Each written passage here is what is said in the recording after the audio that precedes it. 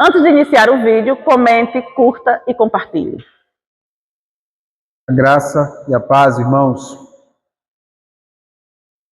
Vamos continuar expondo a carta de 1 Pedro, capítulo 2, do verso 13 ao verso 17. Você pode abrir a sua Bíblia e acompanhar a leitura que farei da Santa Palavra do Senhor.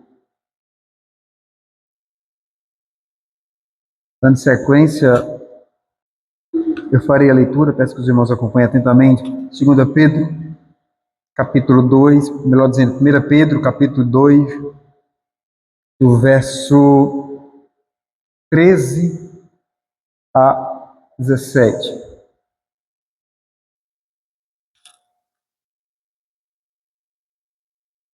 Diz assim a palavra do Senhor: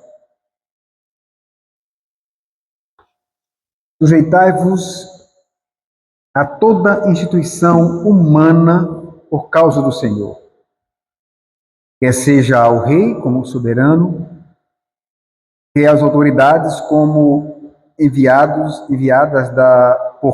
por ele, tanto para castigo dos malfeitores, como para o louvor dos que praticam o bem. Porque assim é a vontade de Deus, que, pela prática do bem, façais emudecer a ignorância dos insensatos. Como livres que sois, não usando, todavia, a liberdade por pretexto da malícia, mas vivendo como servos de Deus.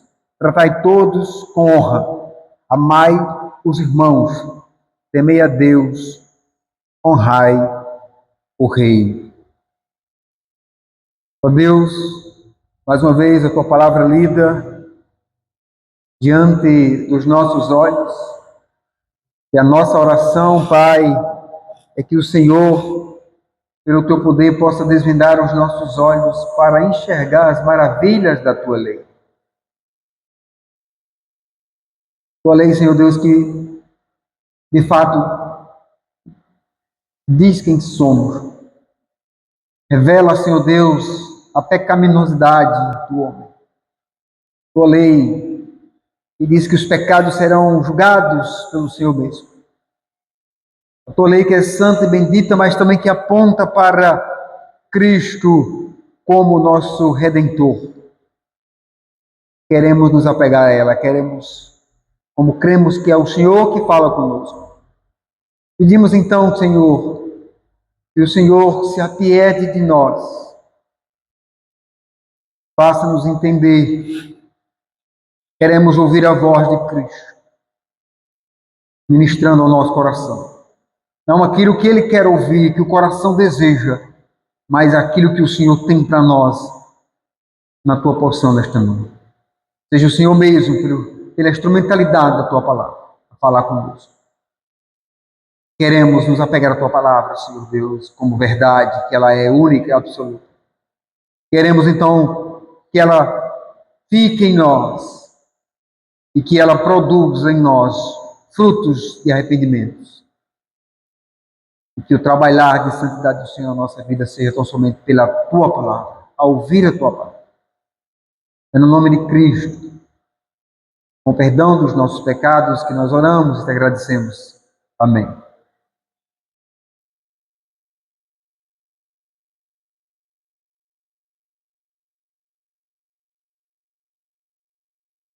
Meus irmãos, nós iniciamos domingo passado aqui, em 1 Pedro 2, do verso 11 ao 12, onde, nessa primeira parte, o assunto principal era a submissão dos eleitos.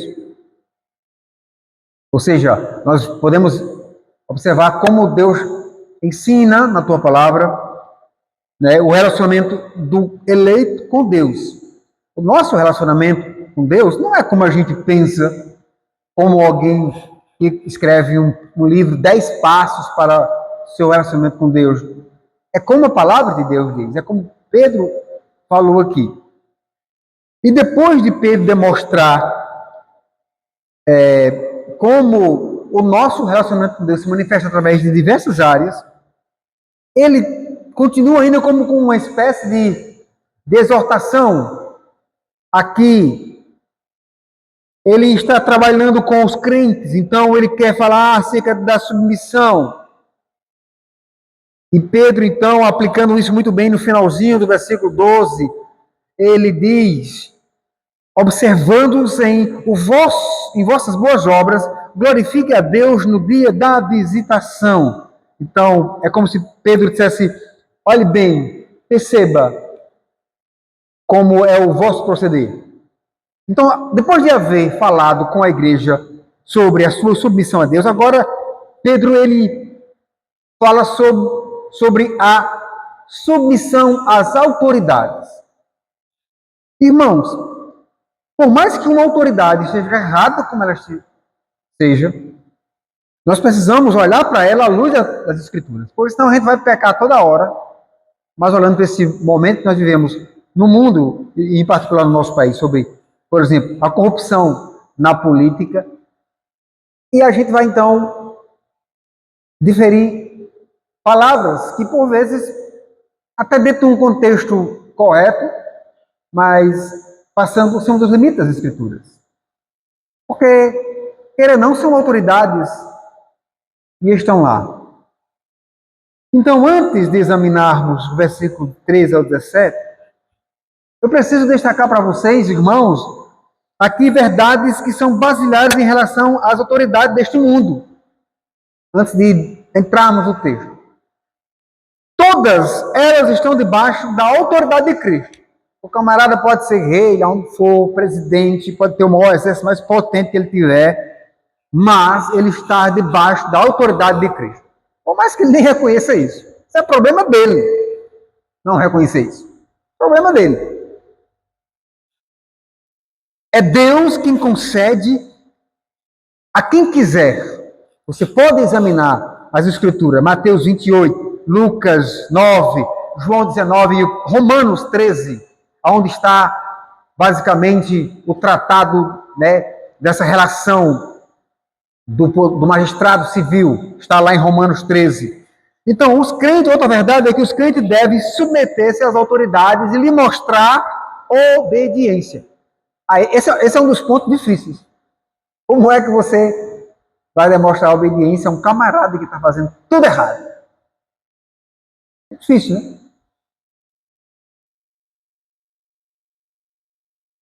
Como é que o crente deve se comportar diante das autoridades sendo obediente? Agora, quando essas autoridades se opuserem contra Deus, quando elas estiverem contra a palavra de Deus, aí parece que a coisa muda de figura. Porque quando Pedro declara: sujeitai-vos a toda instituição humana por causa do Senhor. Então, perceba, meus irmãos, a ideia de submissão à autoridade não é por causa do indivíduo, por causa do governo, por causa do Estado, por causa de Cristo. E a afirmação por causa do Senhor é o ponto central aqui. Porque se a gente perder de vista isso, aí a gente bagunça todo o nosso pensamento em relação às autoridades. Porque ela expressa o fato de que a nossa obediência às autoridades se dá pelo temor a Deus. Por quê? Porque foi Deus que instituiu essas lideranças. Se esses homens estão no poder, foi Deus que permitiu. Se Deus quiser que eles saiam, Deus vai fazer isso. E é interessante que a construção da frase no grego, se a gente fosse construir o texto, literalmente ficava o seguinte: submetam-se às autoridades constituídas por seres humanos aos quais foram instituídas por Deus. Essa é a ideia. Quando você pega o texto original e traduz ele de forma literal. Então, dessa forma, ele aponta para a diferença entre os dois atos. Qual é? Constituir e instituir. Os homens constituem, compõem, formam. Eles são elementos que ocupam ali o cargo de autoridade, ao passo, meus irmãos, que este cargo de autoridade, quer seja o rei, como soberano, quer seja autoridade, como diz o versículo 13, versículo 14 do nosso texto, é instituído, é estabelecido, é ordenado por Deus, é como se fosse enviado por Deus. Depois leia Romanos 13. E o substantivo usado por Pedro, criação, instituição, pode referir-se a instituições criadas por homens ou criações de Deus. O adjetivo humana ou de homens, colocado antes do substantivo, tanto tendo a força de entre os homens, faz com que a frase signifique toda instituição divina entre os homens. Toda instituição divina entre os homens. Assim sendo, devemos obedecer aqueles que estão sobre nós como autoridades instituídas por Deus. As três formas de autoridade mencionadas aqui por Pedro, ele diz, aqui é rei, soberano e autoridade. Alguns exemplos gerais. O nosso Catecismo Maior de Westminster, tratando acerca do quinto mandamento, na pergunta 126, o Catecismo pergunta qual é o alcance geral do quinto mandamento. E o Catecismo Maior responde, literalmente, ele diz, o alcance geral do quinto mandamento é o cumprimento das obrigações que mutuamente devemos uns aos outros em nossas mais diversas relações, seja como inferiores, superiores ou iguais. Por exemplo, nos referimos aos termos pais e mãe. Pai e mãe. Neste mandamento está restrito, ou seja, aponta para os nossos progenitores. Ou seja, para o meu pai e para o seu pai. Bem como no sentido amplo, aponta mais para todos quanto têm responsabilidade sobre nós. A exemplo, um pai quando deixa a filha na escola, a autoridade que o pai tem sobre essa criança em casa, ela passa naquele exato momento para o professor ou o diretor. Então ele passa a ocupar ali o posto de autoridade. A classificação pela qual o catecismo dá aqui, nesse sentido, ela é muito esclarecedora, porque ela trata de inferiores e superiores iguais. O inferior, irmãos, aqui é aquele que está sob os cuidados de um superior.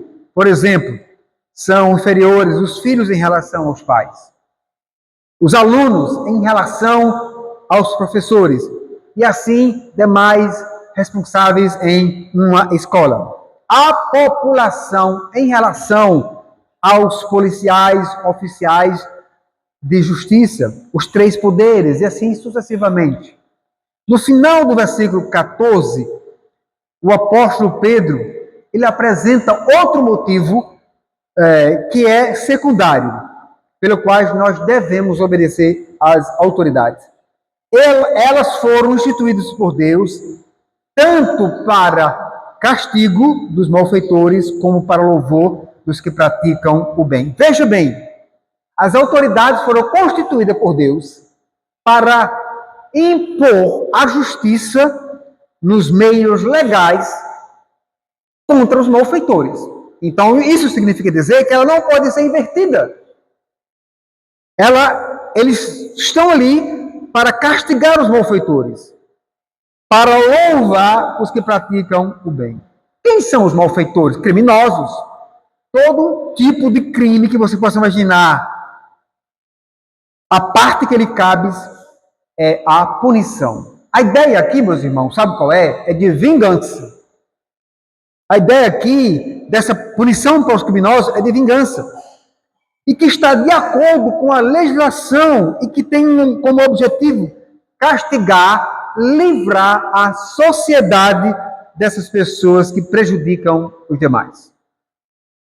Mas em nome do politicamente correto, você vai ver bandeiras sendo levantadas, como, por exemplo, dos direitos humanos, que olha só para o direito humano do que está vivo, do que praticou o crime, mas o que sofreu a ofensa, do que perdeu da família, parece que não tem esse olhar dos direitos humanos. Então, no fim das contas, essa visão de aplicar a justiça, ela passa a ficar corrompida. Em contraste com estes aqui, nós vemos os benfeitores, ou seja, a pessoa que se esforça para fazer o bem. O indivíduo que não apenas cuida da sua casa, cuida do seu bem-estar, mas ele tem uma contribuição dentro da sociedade de fazer tudo correto. Inclusive, esse indivíduo deveria receber o louvor, a aprovação, deveria receber a homenagem. Então, quando Pedro está citando essas palavras para os cristãos, estavam sendo irmãos perseguidos pelo Império Romano. Pense aqui num contexto, se você conhece bem um pouco da história do primeiro século, você vai ver que os imperadores perseguiam os cristãos, não eram amigos dos cristãos. Tinha prisões para os cristãos. Os cristãos eram mandados para o Coliseu para servir de diversão. Os romanos eram mortos. E aí, então, Pedro, dirigindo essas palavras, aqueles irmãos que estão sendo perseguidos, e perceba, eles estão recebendo essa palavra não é porque estão transgredindo a lei, não é porque estão cometendo assassinatos, não é porque estão cometendo latrocínios, não é porque estão cometendo outro tipo de roubo. Não, eles estavam sob perseguição. Qual o motivo da perseguição? De serem fiéis a Cristo. Então é possível que uma perseguição velada se levante a qualquer momento no nosso país, e de fato tem, pelo fato de sermos cristãos, pelo fato de defendermos valores bíblicos. Quando você se levanta, por exemplo, defendendo a criança, né? Digamos, você vai ter aí, quando a igreja se levanta defendendo que no feto há vida e não pode se descartar uma vida. Então, se levantam autoridades e dizendo, não é uma vida, vocês estão errados. Então, há uma perseguição velada nesse aspecto, uma perseguição ideológica. Eu estou referindo no nosso contexto, no nosso país, que pode aumentar mais ainda, porque leis são criadas para calar a igreja quanto ao aspecto dos princípios bíblicos. Então, aos olhos do império, aqueles irmãos estavam cometendo um crime contra o imperador. Então, aos olhos do Estado, a igreja comete um crime quando ela diz: o feto tem vida.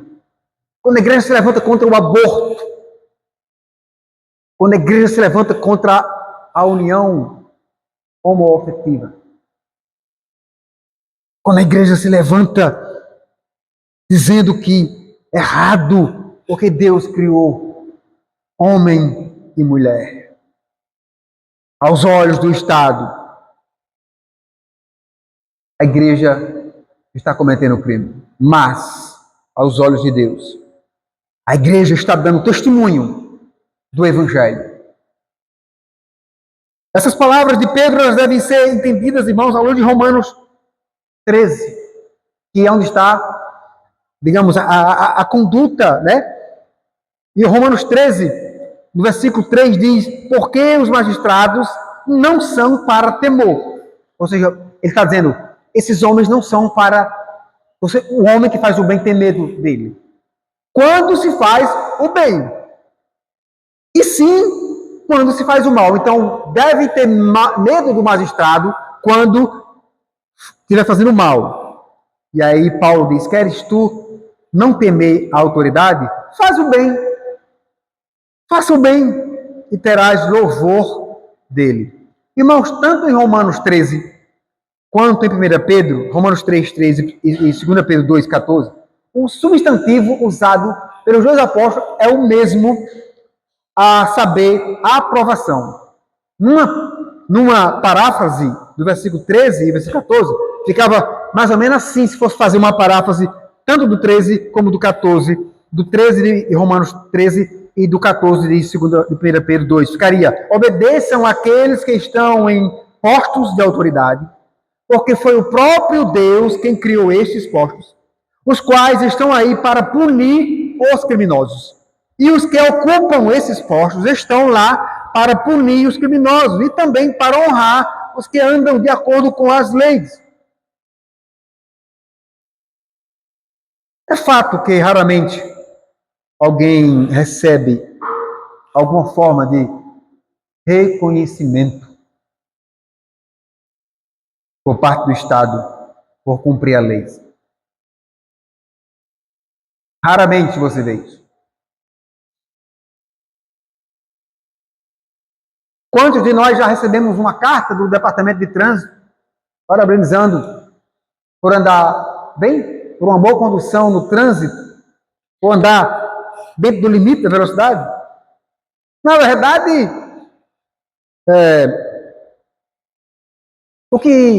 quantas vezes o Estado chega dizendo: olha, nós vamos beneficiar você porque não há multas, você anda de forma legal.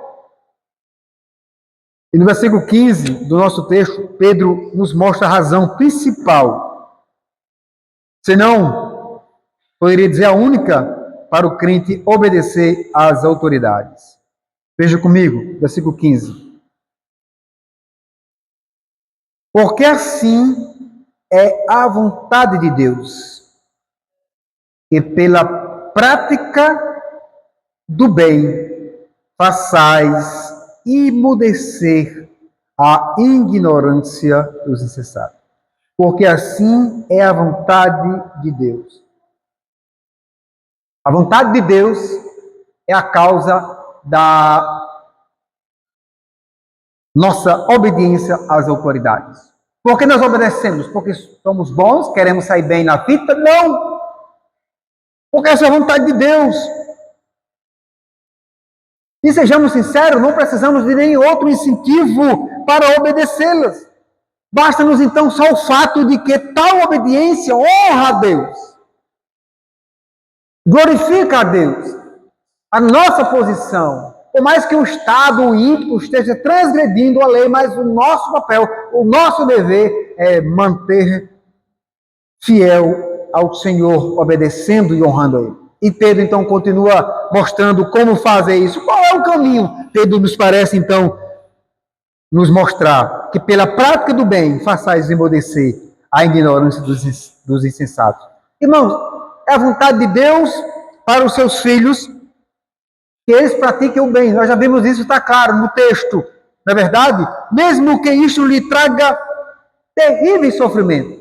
Porque talvez eu e você não esteja tão disposto a obedecer, tendo em mente, tendo por certo que vamos sofrer, vamos ser acometidos por sofrimentos.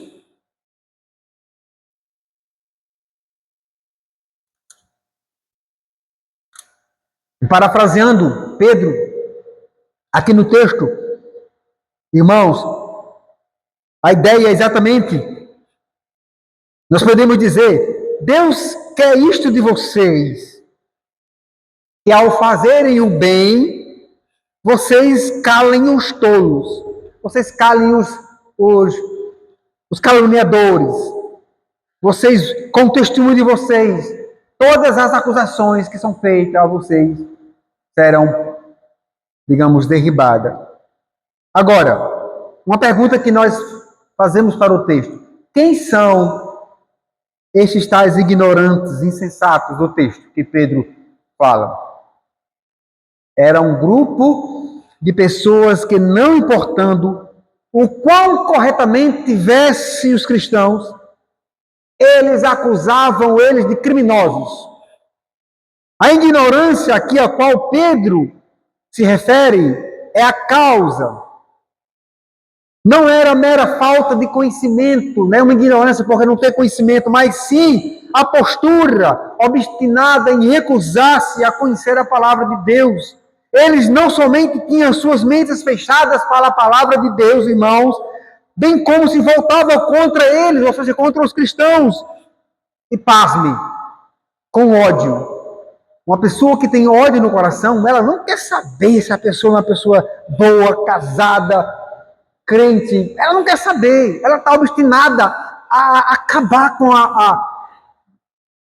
a imagem da pessoa. Em outras palavras, a ignorância é a desobediência. Elas se unem forças contra evidências incontestáveis, irmãos. E Pedro, então, chama essas pessoas de insensatas. Porque a sua ignorância é injustificável. Tendo mostrado, então, o princípio positivo da obediência às autoridades, isto é, praticando bem vão calar os acusadores, vão calar os defraudadores, os que estão defraudando, ou seja, os insensatos. Pedro agora, então, mostra o princípio negativo, a saber, não usar a liberdade que Deus lhes deu em Cristo como pretexto para a libertinagem. Não use a liberdade que Cristo lhe deu para a libertinagem. Exatamente essa ideia que Pedro está dizendo. Ele então lhe diz, versículo 16, veja comigo, como livres que sois, não usando todavia a liberdade por pretexto da malícia, mas vivendo como servos de Deus. Como servos de Deus. Essas palavras aqui, irmãos amados, elas se contrastam, elas têm um contraste aqui com o adjetivo livre e o substantivo escravo. Porque ambos estão sendo aplicados aos crentes, livres e escravos. Eles são livres, ou seja, desfrutam de uma liberdade que alcançaram pela graça de Deus. Nesse sentido. Então, eles foram libertos do império das trevas. E assim, então, constituem-se o povo de Deus. Mas não são mais escravos do pecado. Não devem, então, se entregar às suas paixões carnais, como Pedro já tratou nesse texto. Eles foram libertos de tão terrível jugo e destino, mas não foram postos em liberdade para viverem de qualquer forma. Devem agora, irmãos, estar vivendo como servos de Deus, literalmente, escravos de Deus. Não se deve olhar para esta afirmação como se Pedro estivesse mostrando aqui o sofrimento que escravizava tais escravos. Não, não é esse o sentido, mas sim com o sentido de pertencer a Deus. Deus comprou vocês na feira. Deus comprou e libertou vocês. Deu agora plena liberdade. Vocês estão libertos do pecado. O pecado que afligia vocês.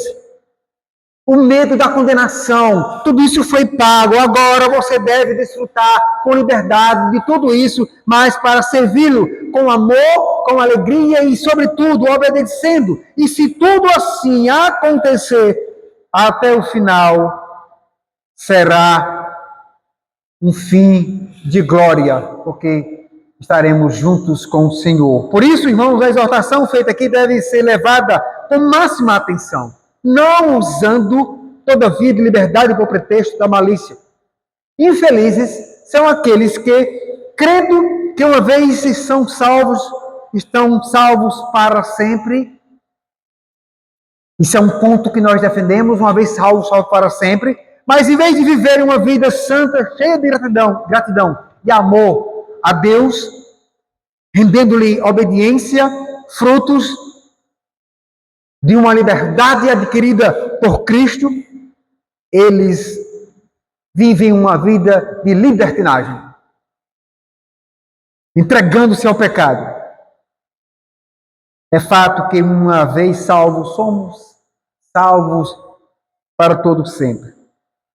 Essa mesma graça também enche o nosso coração de santo zelo e temor, mostrando que foi salvo e liberto da escravidão do pecado, e agora nós devemos, então, servir ao Senhor. Mas, no entanto, devemos ficar atentos de que uma fé, meus irmãos, uma fé que não nos conduz a um viver santo, de abnegação, de prazeres mundanos, nos impedem de ter uma vida santificada diante do Senhor. Certamente, se essa fé de não nos conduzir, não viver de modo digno de agradar a Deus, essa fé ela não é salvadora. Essa fé é uma fé emotiva. A pessoa se emocionou. Alguém mexeu em um ponto fraco dela. E aí ela pensa então que agora é salva, mas não é. Porque ela não desfrutou. Uma pessoa libertina e egoísta, irmãos, ela é centrada em si mesma. Ela vê ela como centro de todas as coisas, então ela acha que ela existe uma auto-justificação nela que independe da justiça de Cristo. Então ela segue as normas que melhor atendem ao seu coração. O egocentrismo toma conta, não tem preocupação com mais ninguém. Mesmo que Deus demonstre por sua palavra, com muita clareza, com muita facilidade, que essa pessoa foi transformada, ela insiste em permanecer assim. Daí o versículo 17 mostra como é que seguimos viver a liberdade de Deus, que Deus nos dá sem cairmos nas libertinagens. Veja comigo. Tratai todos com honra, amai os irmãos, temei a Deus, honrai o rei. Primeira coisa, tratai todos com honra, amai os irmãos, temei a Deus, honrai o rei. Pedro aqui não está estabelecendo uma escala de importância. Não. Quem é primeiro? Eu primeiro preciso amar, honrar, a todos. Isso é mais importante. Pedro, simplesmente aqui, irmãos, no texto, ele está listando de forma aleatória o que é que devemos fazer em todo o tempo. Todo homem, em algum momento na sua vida,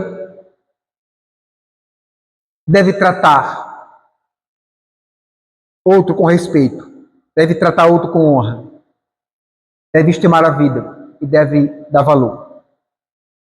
E o motivo pelo qual devemos tratar as pessoas com respeito está, irmãos, muito além dessas mesmas, a saber, elas foram criadas à imagem e semelhança do Criador. Então, se tais pessoas se fizeram passíveis de repreensão ou atos reprováveis, mesmo assim devemos lembrar que são portadoras da imagem e semelhança de Deus. Então, isso implica dizer que até para repreender, até para chamar a atenção, você precisa fazer com base nas Escrituras. Ainda que esteja desfigurada, mas ainda há nela, no pecador, a imagem de Cristo.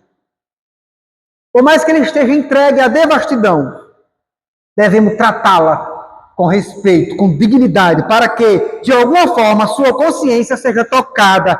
E, quem sabe, se o Senhor use o nosso exemplar comportamento para isso. Aqui Pedro também se refere aos irmãos, à irmandade, à congregação. Pedro diz aos quais nós devemos amar. Os nossos irmãos em Cristo, irmãos na fé e companheiros de jornada, a este devemos amar com amor sacrificial, estando disposto a nos sacrificar por eles. Essa é a ideia de amor sacrificial. Quando pensamos nesse fato de nos sacrificarmos por alguém, logo nos vem à mente, irmãos, o sacrifício extremo da morte. Contudo, devemos atentar para o fato de que amar nossos irmãos, servindo de forma abnegada, faz parecer mais fácil morrer por eles do que viver para eles. O mesmo egoísmo que faz o homem ser um libertino é também, irmão, o mesmo que impede de amar verdadeiramente. Devemos então também amar nossos irmãos, especialmente quando eles forem pessoas difíceis de amar. Porque amar quem é fácil é bom e fácil, mas amar uma pessoa difícil. E nós vamos encontrar irmãos assim, que têm personalidade mais difícil. Se Cristo os amou a ponto de morrer por eles, por que razão eu posso pensar que tenho uma escolha de não amar o meu irmão? Pense comigo. Nós devemos temer a Deus. E quando Pedro diz aqui, temei a Deus, a ideia aqui é ter medo. De acordo com Provérbios, o temor ao Senhor é o princípio da sabedoria.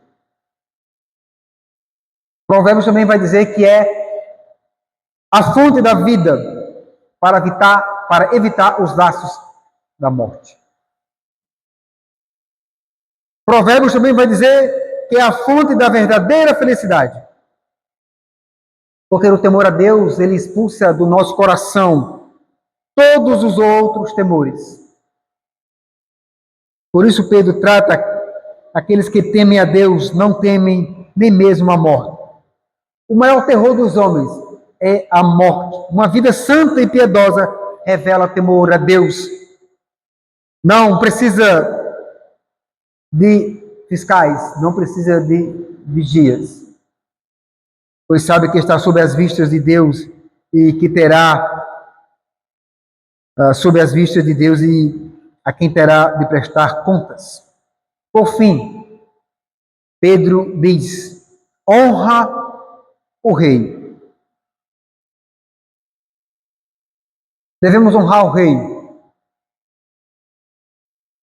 Isso é, tratar com respeito, obediência, dignidade. Por quê? Porque eles foram postos por Deus. Quando o crente demonstra respeito pelas autoridades, demonstra temor a Deus que a instituiu. Como eu disse aqui no começo da minha introdução, se não olharmos à luz das Escrituras, com muita facilidade, nós vamos pecar, irmãos. Quando você abre as notícias no jornal, quando você vê aí nas redes sociais, como o nosso país está, como os políticos estão lidando com o dinheiro público, a inflação subindo, impostos, falta em alguns lugares acesso à educação, falta acesso à saúde, muitas pessoas sofrendo. Então a gente fica indignado, porque vemos a corrupção invadindo as autoridades e, por vezes, nos levantamos com palavras, proferindo insultos. Mas antes de proferir esses insultos, precisamos entender, se você demonstrar respeito pelas autoridades, você demonstra temor a Deus, porque foi Deus que instituiu. Como eu disse, se estão errados, vão prestar contas a Deus. Deus colocou, Deus mesmo coloca, Deus mesmo vai retirar. Então, aplicando para nós, aqui o versículo 13 ao 17, eu diria, irmãos, como vemos a nossa obediência às autoridades, até quando elas não estiverem se opondo ou nos fazendo opor a palavra de Deus. E isso aqui, então, nós podemos, então, caracterizar as autoridades de uma forma como as Escrituras ordenam. Em uma ordem mais importante para nós, eu diria, Deus vem sempre em primeiro lugar. Deus está acima de todos. Então vá por essa ordem. A segunda coisa, a palavra de Deus vem em segundo lugar. Ela é a norma para todos os homens. Terceira, a nossa confissão de fé, a qual declaramos subscrevê-la integralmente e entendemos ser fiel interpretação das Escrituras. Em quarto lugar, a Constituição Federal do nosso país, a qual é a norma para todos os cidadãos. E em quinto, as autoridades instituídas. Estas são temporais e transitórias. Entenda bem isso. Essas autoridades humanas que Deus permite, elas são temporais e transitórias. Elas não vão estar lá para sempre. Mas enquanto elas estiverem lá, elas devem ser respeitadas e acatadas enquanto estiverem no posto de autoridade do exercício do seu cargo. E enquanto não estiverem em oposição nenhum dos quatro elementos,